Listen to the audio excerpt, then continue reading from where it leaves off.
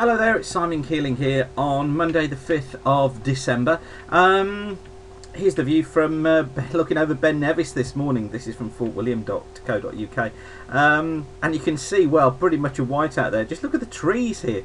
It really looks like a winter wonderland, doesn't it? Ben Nevis is actually, the range is kind of along here somewhere. It's quite a way back, this camera, looking at the mountains, but you can just see how wintry things have become during the course of the weekend. Here's the next one. This is looking up over Scafell Pike from Langdale Webb, and well, you can see here, look, the snow line across the Pennines. So again, a wintry look to things, and this here, this grey, looks like it's snow on the cameras. Unfortunately, weather is really playing hard to get at the moment. Over the weekend I was quite confident in the way things were progressing through this week, and this week's forecast is still pretty much the same in that it's be rather unsettled, rather breezy. There'll be some outbreaks of rain.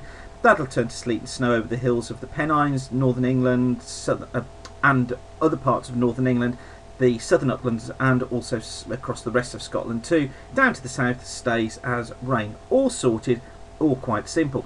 These are the 7 to 10 day means of the 500 millibar flow, and again, these don't really give the difficult story away, which is what happens this weekend and what happens into next week. That's the forecasting conundrum that I think we're going to face for the next couple of days.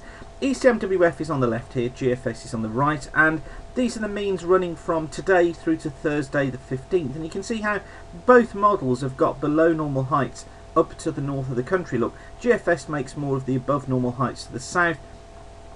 ECMWF has them on there as well, but the result is that the jet stream screams through here, look, across the Atlantic and to the south of the UK. That means that most of the British Isles is on the cold side of the jet stream through next weekend into the beginning of the week after next. Now, a key to this, a difference between these models, look at the ridge across the eastern states on the ECMWF compared to the strength of the ridge on the GFS. If that ridge strengthens, what we'll find is a trough digging into the Atlantic here and a subsequent ridge building across the British Isles into next week. Now, that would put high pressure somewhere towards the south, so it would have a warm south to southwesterly flow, or a mild south to southwesterly flow. If this happened and the ridge doesn't build, then what we'll tend to find is this trough deepening across the British Isles and probably turning significantly colder, but staying unsettled, and sleet and snow possibly getting as far south as southern England. So the question is, do we go high pressure or do we go low pressure? I've got to say, I think at the moment I'm still sticking in with the idea of an area of high pressure trying to build in around about the 15th of the month.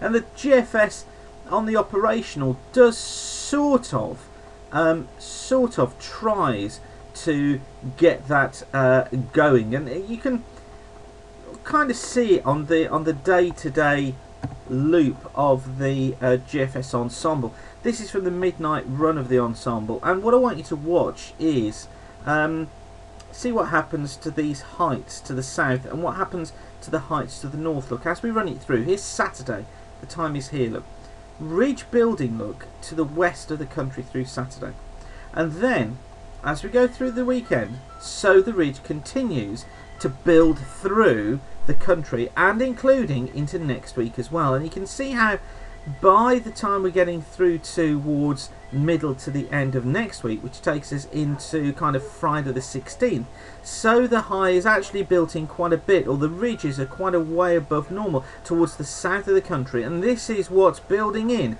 this surface area of high pressure. So it's kind of there on the models. It's sort of there, and it's trying to get that going. It's trying to build in this high around about the 15th, and I think that's what I'm going to leave you with today, because it's this idea of the high building in on the 15th that I've been banging on about for so long. I'm not sure what conditions it brings. I think more than likely it does bring frosts overnight, daytime temperatures probably nearer normal, but the risk of some fog as well. But we need to watch it carefully as to exactly where this thing goes. If it's a little bit further north and it brings in east to southeasterly winds, could be a completely different ballgame.